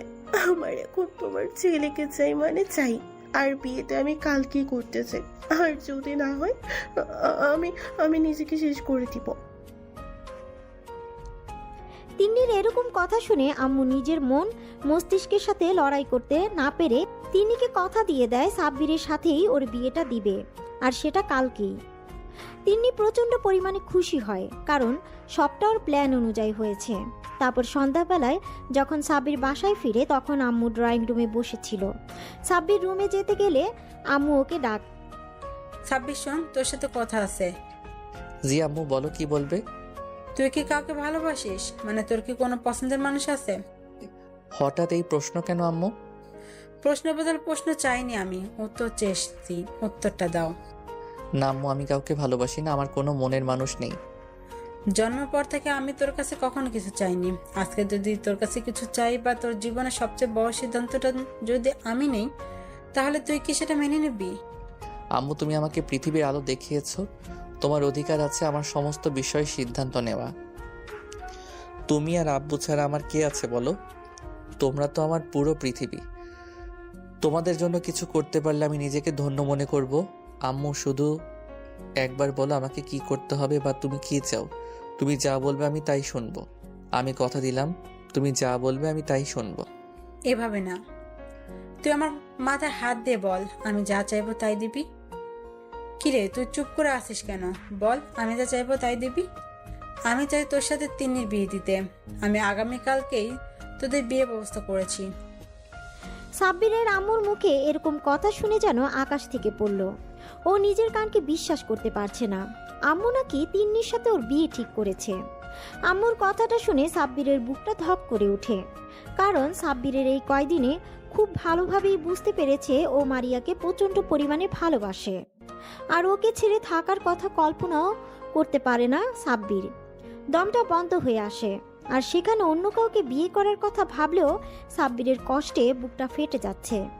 সাব্বির এখন কি করবে? আম্মু ওর মাথায় হাত দিয়ে ওয়াদা করিয়েছে, আম্মু যা বলবে তাই শুনবে। সাব্বির কি বলবে কি করবে কিছুই বুঝতে পারছে না। তারপর ও নিজেকে স্বাভাবিক করে নিয়ে বলে, আম্মু, তুমি কি বলছো? তুমি জানো তিন্নিকে আমি বোনের নজরে দেখি, কখনো ওকে নিয়ে অন্য কিছু ভাবিনি। আমি ওকে সব সময় ছোট বোনের নজরে দেখি, আর আমার মাঝে তেমন কোনো সম্পর্ক নেই। তাহলে কেন তুমি ওর সাথে আমাকে বিয়ে দিতে চাইছো? আমি কোনো প্রশ্নের উত্তর দিতে চাইছি না, আমি শুধু আমার প্রশ্নের উত্তর চাইছি। তুই আমার কথাটা রাখবি নাকি আমার মরামুখ দেখবি? যে মানুষটা জন্ম দিয়েছে, ছোটবেলা থেকে ওকে লালন পালন করে মানুষ করেছে, সেই মানুষটা ওকে এতগুলো বছর আগলে রেখেছে, যে মানুষগুলো ওকে এত ভালোবাসা দিয়ে আজকে এই মানুষের মুখে মরার কথা শুনে সাব্বিরের বুকের ভেতরটা ঢক করে ওঠে। সাব্বির ওর আম্মুর মুখের দিকে তাকিয়ে আর কিছু না ভেবেই বলল, আম্মু, আমি বিয়েতে রাজি। আম্মু, তুমি বিয়ের ব্যবস্থা করো। কথাগুলো বলে সাব্বিরের আম্মুকে আর কোনো কিছু বলার সুযোগ না দিয়ে সোজা নিজের রুমে চলে গেল। তো পরের দিন বৃষ্টি আর ছায়া ছুটে এসে মারিয়ার সামনে দাঁড়ায় আর হাঁপাতে হাঁপাতে বলে, দোস্ত, শুনেছিস? কিরে, তোরা এমন করে হাঁপাচ্ছিস কেন? আর কি শুনবো? তুই জানিস আজকে সাব্বিরের বিয়ে, তাও আবার একটু পরেই। কি বলছিস এগুলো? আমরা সত্যি বলছি, একটু পর ওর কাজিনের সাথে সাব্বিরের বিয়ে। না না, এ হতে পারে না। কি কি বলছিস কি এইসব? তোদের মাথা ঠিক আছে? মারিয়া, আমাদের মাথায় ঠিক আছে, আমরা কোনো নেশা করিনি। আরে আমার আম্মু সাব্বিরের আম্মুর বান্ধবী। আম্মু আজকে সকালে ওদের বাসায় গিয়েছে। আম্মু বলল হঠাৎ করে নাকি কালকে ওর আম্মু বিয়েটা ঠিক করেছে, আর সাব্বিরও নাকি বিয়েতে রাজি হয়ে গেছে। সাব্বিরের বিয়ের কথা শুনে মারিয়ার চোখ দিয়ে টপ টপ করে পানি পড়ছে। ওর বুকের মধ্যে অসহ্য রকমের যন্ত্রণা শুরু হয়ে গেছে। মারিয়ার কোনো কিছু না ভেবেই সাব্বিরের বাসার দিকে ছুটতে থাকে। তারপর কিছুটা এসে একটা সিএনজি করে সাব্বিরদের বাসার সামনে চলে আসে। মারিয়া সিএনজি থেকে নেমে ভাড়া মিটিয়ে দিয়ে ছুটে বাসার গেটে দরজার সামনে গিয়ে এক নাগাড়ে কলিং বেল দিতে থাকে। একটা সময় আম্মু এসে দরজা খুলে দিতেই দেখে মারিয়া দাঁড়িয়ে আছে। মারিয়াকে দেখে আম্মু বলে, আরে মামনি, তুমি ভেতরে আসো। তুমি অনেক ভালো একটা দিনে আসছো। আজকে আমার ছেলের বিয়ে। আন্টি, সাব্বিরের রুম কোনটা? উপরে গিয়ে ডান দিকে রুমটা। আম্মুর কথাটা শেষ হতেই মারিয়া দৌড়ে উপরে চলে যায়, আর সাব্বিরের আম্মু মারিয়ার যাওয়ার দিকে তাকিয়ে বোঝার চেষ্টা করে কি হয়েছে। অন্যদিকে সাব্বির নিজের রুমের ব্যালকনিতে দাঁড়িয়ে চোখের জল ফেলছিল। এই মুহূর্তে রুমে কারো উপস্থিতি টের পেতে চোখের পানি মুছে নেয়। তারপর পিছন ফিরে দেখে মারিয়া কান্না ভেজা চোখে ওর দিকে তাকিয়ে আছে। মারিয়া ছুটে সাব্বিরের কাছে এসে ওর শার্টের কলার ধরে বলে, ওই, তোর সাহস কি করে হয় আমাকে ছেড়ে অন্য কাউকে বিয়ে করার? তুই জানিস না আমি তোকে ছাড়া বাঁচবো না, তোকে ভালোবাসি। তুই কি আমার চোখের ভাষা বুঝিস না? সাবির, আমি তোকে ছাড়া বাঁচতে পারবো না। তুই এই বিয়েটা কখনো করবি না। তুই শুধুই আমার, তুই অন্য কারো না। সাব্বির এতক্ষণ নিজের মনকে এটা বলে সান্ত্বনা দিচ্ছিল যে মারিয়া ওর সিনিয়র আপু, আর মারিয়া হচ্ছে অনেক ধনী পরিবারের মেয়ে। ও কখনো সাব্বিরকে ভালোবাসতে পারে না। সাব্বির মারিয়াকে পাগলের মতো ভালোবাসে, তারপর ও ভালোবাসে সেটা না বলায় রয়ে গেছে। অন্যদিকে মারিয়া সাব্বিরকে এতটা বেশি ভালোবাসে সেটা বলার আগেই সাব্বির ওর লাইফ থেকে হারিয়ে যাচ্ছে। সাব্বির চুপ করে আছে দেখে সাব্বির ওর শার্টের কলার ঝাঁকিয়ে আবারও বলল, এই তুই কথা বলছিস না কেন? আমি কি বলছি তুই শুনতে পাসনি? ভালোবাসি তোকে, আমি তোকে ছাড়া বাঁচবো না। তুই ওই তিন্নিকে বিয়ে করবি না। তুই যদি ওকে বিয়ে করিস আমি নিজেকে শেষ করে দিব। তুই শুধু আমার, না হলে অন্য কারো না। সাব্বির মারিয়ার কথার প্রতি উত্তরে কিছু বলতে যাবে তখনই দরজার দিকে তাকিয়ে দেখে ওর আব্বু আম্মু দাঁড়িয়ে আছে। আর শুধু আব্বু আম্মু নয়, বিয়েতে যে কয়জন লোক এসেছিল সবাই দাঁড়িয়ে আছে, আর সবার পিছনে তিন্নি দাঁড়িয়ে আছে। সাব্বিরকে পেছনে তাকাতে দেখে মারিয়া ওকে ছেড়ে দিয়ে নিজেও পেছনে তাকিয়ে দেখে বাসার সবাই দাঁড়িয়ে আছে। মারিয়া এবার আম্মুকে দেখে দৌড়ে আম্মুর কাছে গিয়ে হুট করে আম্মুর পায়ের কাছে বসে পড়ে, তারপর পা দুটো জড়িয়ে ধরে কান্না করে দিয়ে বলে, আন্টি আমি সাব্বিরকে অনেক ভালোবাসি। প্লিজ আন্টি, তুমি ওর বিয়েটা অন্য কোথাও দিও না। তুমি তো আমাকে কথা দিয়েছিলে আমার কখনো কোনো কিছু প্রয়োজন হলে যেন তোমাকে বলি। আজকে আমি তোমার ছেলেকে চাইছি। আমি সাব্বিরকে অনেক ভালোবাসি আন্টি, আমি ওকে ছাড়া বাঁচবো না। তুমি বিয়েটা ভেঙে দাও প্লিজ আন্টি। ওর বিয়ে অন্য কোথাও হয়ে গেলে আমি নিজেকে শেষ করে দিব। আমি ওকে ছাড়া থাকার কথা চিন্তাও করতে পারি না, কল্পনাও করতে পারি না। আম্মু এতক্ষণ একটা ঘোরের মধ্যে ছিল, তাই মারিয়া এভাবে পায়ে পড়ে কান্নাকাটি করাতে আম্মু ঘাবড়ে গিয়ে পিছিয়ে যায়। তারপর মারিয়াকে উঠিয়ে নেয়। আম্মু বুঝতে পারছে না এখন কি করবে। এদিকে তিন্নি সাব্বিরকে না পেলে মরে যাবে, আর এদিকে মারিয়া যদি সাব্বিরকে না পায় ও মরে যাবে। আম্মু এমন একটা পরিস্থিতির মধ্যে পড়ে গেছে যেখানে উনি যেদিকে যাবে তার উল্টো দিকে সমস্যাটা বাড়বে। মারিয়া আম্মুকে ছেড়ে আব্বুর পায়ে পড়তে গেলে ওনার আব্বু মারিয়াকে আটকে দেয়। মারিয়া আবার সাব্বিরের কাছে যায়, তারপর ওর পায়ের কাছে বসে বলতে থাকে, সাব্বির তুমি শুধু আমার, তুমি অন্য কাউকে ভালোবাসতে পারো না। তুমি শুধু আমাকে ভালোবাসবে। তুমি এই বিয়ে কিছুতেই করতে পারো না। তুমি আমাকে ছাড়া অন্য কাউকে বিয়ে করবে না, বলে দাও। আমি তোমাকে ভালোবাসি, তোমাকে ছাড়া বাঁচবো না। আর তুমিও আমাকে ভালোবাসো, সেটা আমি জানি। দেখো মামনি, তুমি কান্না বন্ধ করো। আমি তোমাকে কথা দিয়েছিলাম, তুমি আমার সাথে কখনো কিছু চাইলে আমি তোমাকে দেওয়ার চেষ্টা করব। তিন্নি এতক্ষণ চুপ ছিল। হঠাৎ আম্মুর মুখে এরকম কথা শুনে ও চিৎকার দিয়ে বলে, এই মেয়ে, তোমার এত বড় সাহস! তুমি আমার সাব্বিরকে আমার থেকে কেড়ে নিতে চাইছো? তোকে তো আমি। কথাটা বলে তিন্নি মারিয়াকে আম্মুর কাছ থেকে ছাড়িয়ে নিয়ে যখনই থাপ্পড় মারতে যাবে তখনই কেউ একজন তিন্নির হাত ধরে ফেলে। তিন্নি হাতের দিকে তাকাতে অবাক হয়ে যায়, কারণ তিন্নির হাত আর কেউ নয়, সাব্বির ধরেছে। সাব্বির তিন্নির হাতটা এক ঝটকা দিয়ে সরিয়ে দেয়। তিন্নি টাল সামলাতে না পেরে 2 কদম পিছিয়ে যায়। আর ঠিক সেই মুহূর্তেই মারিয়ার বান্ধবীগুলো সব ওদের বাসায় আসে। ওদের সাথে একটা ছেলেও আসে। তখন ছায়া বলে, অনেক হয়েছে তিনি, তোমার নাটক তামাশা। এবার আমি তোমার আসল মুখোশ সবার সামনে খুলে দিব। ছায়ার সাথে থাকা ছেলেটিকে, নিশাত, তোমার কাছে যেটা আছে সেটা সবাইকে দেখাও। নিশা তোর হাতে থাকা মোবাইলটি থেকে একটা ভিডিও অন করে সবার সামনে ধরে, যেখানে স্পষ্ট দেখা যাচ্ছে তিন্নি মারিয়াকে লেকের পানিতে ধাক্কা মেরে ফেলে দিয়েছে। এবার ছায়া বলে, সেদিন লেকের পানিতে মারিয়া পড়ে যায়নি, তিনি ওকে ইচ্ছে করে ফেলে দিয়েছিল যাতে ওর পথের কাঁটা সরে যায়। কারণ ও জানতো মারিয়া সাব্বিরকে পছন্দ করে, তাই তো সব প্ল্যান করে সাজিয়েছি। আসলে এই মেয়ে কখনো সাব্বিরকে ভালোই বাসেনি, এটা ওর একটা জেদ। ওর মতো মেয়ে কখনো কাউকে ভালোবাসতে পারে না। এই ভিডিও দেখে আর ছায়ার এই সমস্ত কথা শুনে সবাই অবাক চাহনিতে তাকিয়ে আছে। ওরা ভাবতেও পারছে না তিন্নি এরকম একটা মেয়ে। আম্মু এমন কিছু দেখে ধপ করে বসে পড়েছে।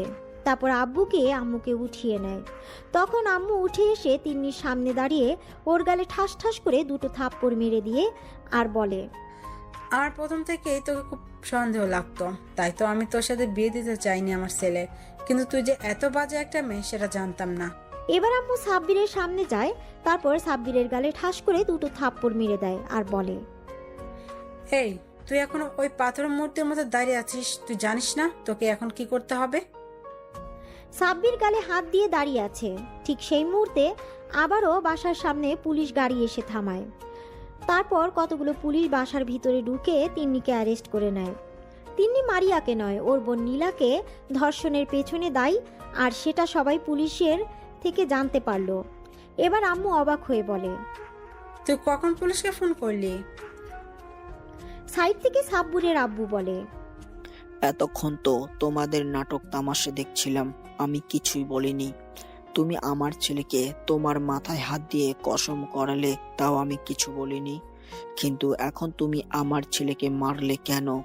পুলিশকে আমি ইনফর্ম করেছি আরো 1 ঘন্টা আগে, কারণ আমি আগে থেকে এই মেয়ের চরিত্র সম্পর্কে জানতাম। শুধু সম্পর্কের খাতিরে কিছু বলতাম না। কিন্তু যখন দেখলাম তুমি এই মেয়ের সাথে আমার ছেলের বিয়ে ঠিক করেছো, তখন আমি বিশ্বাস করতে পারছিলাম না। আমি বারবার ভাবছিলাম তুমি কিভাবে আমার ছেলের জীবনটা নষ্ট করে দিচ্ছ। তুমি একটাবারও আমাকে জানানোর প্রয়োজন মনে করোনি। তুমি এত সব সিদ্ধান্ত একাই নিয়েছো, তাও আমি কিছু বলিনি। কিন্তু এখন তুমি যে আমার ছেলের গায়ে হাত তুললে কেন, এসব আমি পরে দেখে নিব। তার আগে ইন্সপেক্টর ওকে নিয়ে যান। তখন সাব্বির পাথরের মূর্তির মতো চুপ থাকলেও ওর চোখে পানি গড়িয়ে পড়ছে। বুকের মাঝে চেপে রাখা কষ্টটা আর দমিয়ে রাখতে পারিনি। মারিয়া এতক্ষণ অবাকের পর অবাক হচ্ছিল, কিন্তু হঠাৎ সাব্বিরকে কান্না করতে দেখে মারিয়ার বুকের ভিতর ধক করে ওঠে। ও ছুটে সাব্বিরের সামনে গিয়ে দাঁড়ায়। সাথে সাথে সাব্বির ওকে 2 হাতে শক্ত করে বুকের সাথে জড়িয়ে ধরে কান্না করে দেয়। সাব্বির যেন ভুলেই গেছে যে রুমের মধ্যে সবাই আছে। তারপর একটা সময় মারিয়াকে ছাড়িয়ে নিয়ে ওর সারা মুখে পাগলের মতো চুমু খেতে থাকে আর বলতে থাকে, ভালোবাসি ভালোবাসি ভালোবাসি, অনেক ভালোবাসি তোমাকে। ওদের কাণ্ড দেখে আব্বু আম্মু আর মারিয়ার বান্ধবীরা সবাই একসাথে কাশি দেয়। আর বৃষ্টি বলে, আমরা কিন্তু সবাই এখানে আছি। যত ভালোবাসা আছে সব বিয়ের পর দেখিও, আমাদের সামনে দেখাতে হবে না। আমরা এখনো সিঙ্গেল, আমাদের কষ্ট তো একটু বোঝেন দুলা ভাই। কথাটা বলতেই সবাই একসাথে হেসে দেয়। তারপর সবাই ড্রয়িং রুমে এসে মারিয়ার আব্বু আম্মুর জন্য অপেক্ষা করে। কিছুক্ষণের মধ্যে মারিয়ার আব্বু আম্মু চলে আসে। মারিয়ার আব্বু আম্মুকে সবটা বলা হলে মেয়ের সুখের কথা ভেবে ওরা আর দ্বিমত করেনি। ওরা জানে সাব্বির যথেষ্ট ভালো একটা ছেলে, ওদের মেয়ের জন্য সুযোগ্য পাত্র। ওরা তো ওদের মেয়ের জন্য এমন একটা ছেলেই খুঁজছিল যে ওদের মেয়েকে প্রচণ্ড পরিমাণে ভালোবাসবে। সবার সম্মতি পেয়ে কাজীকে আসতে বলে। কাজী সাহেব, বিয়ের কাজ শুরু করেন, সাফল্যের জন্য করতে হবে। কাজী সাহেব বিয়ের কাজ শুরু করে। একটু পরে কাজী সাহেব মারিয়াকে কবুল বলতে বললে মারিয়া 3 বার কবুল বলে দেয়। তারপর কাজী সাহেব সাব্বিরকে কবুল বলতে বললে ও মারিয়ার দিকে তাকিয়ে 3 বার কবুল বলে দেয়। ওরা দুজন একটা পবিত্র বন্ধনে আবদ্ধ হয়ে যায়।